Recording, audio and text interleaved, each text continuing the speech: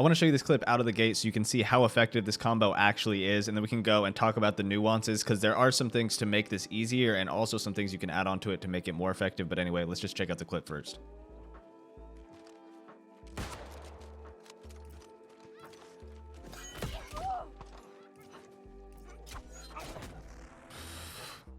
All right, so as you can see, that guy got popped. Yeah, he did have light armor, but it still does a lot of damage, and you can kind of chain it into some other things that I'm going to show you if you're fighting a heavy armor user or just somebody that's a little bit more tanky. So I want to point out that with this combo, you really want to rely on backstabbing your opponent. That's really the whole goal, is just to get behind somebody for that extra crit damage. Because of that, what I like to run is I got a Rapier with an Opal on it. This is going to give you extra damage when you're not at full stamina, but we'll get into that later. And then I also have the Rogue perk, which is 18% more backstab damage, because I really like to run the Rapier and just try to stay behind my opponent as much as possible.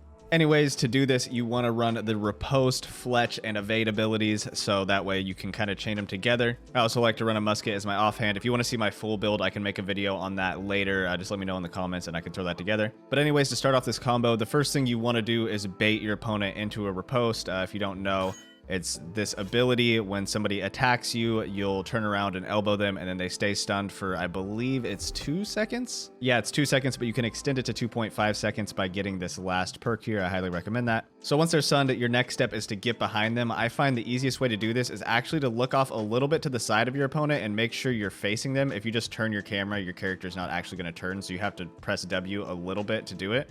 But you just go here, sideways roll, and then forward roll, and then you'll be right behind them, and make sure you get that backstab damage. The reason I find this to be more effective than just a single roll is that oftentimes the single rolls kind of put you off to the side or like a little bit far away, so that one probably would have worked there.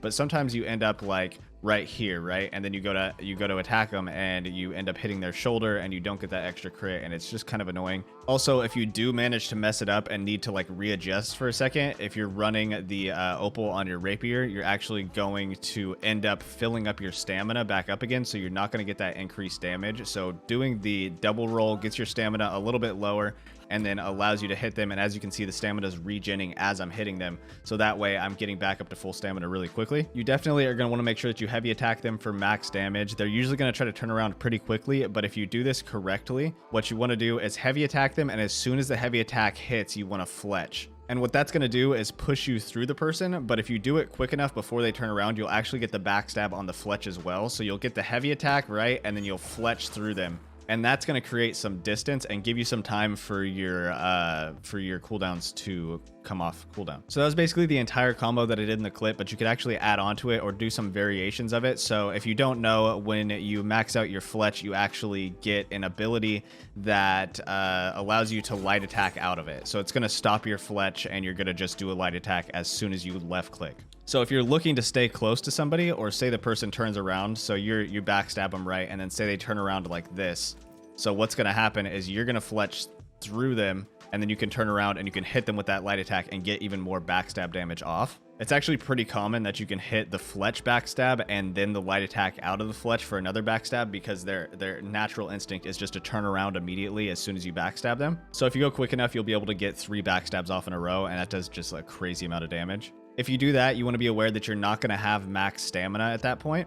The good thing about fletching away from somebody is that it gives you that time to regen that last bit of stamina, so that way you can get another roll in. Or if you're doing medium armor, you could also do this as well. I recommend, again, with medium armor, to do the sideways and to the forward dodges, so that way you can get behind people easier. But anyways, I like to run it on light. I think it actually throws people off a lot more, because you can just create a lot of distance. You kind of get off people's screen, especially if they're zoomed in like this. If they have their FOV all the way out, you're not really going to throw them off as much, but a lot of people like to play closer up in certain PvP scenarios, especially like melee players. So that way, if you dodge off to the side, you're almost completely out of their line of sight, and then you can come back in and backstab them, and then they're just like, it flusters people. It's really weird how it works, but it definitely does work. So going back to the fletch, say you do want to stay closer range, so you fletch and then you left click out of it and do that light attack.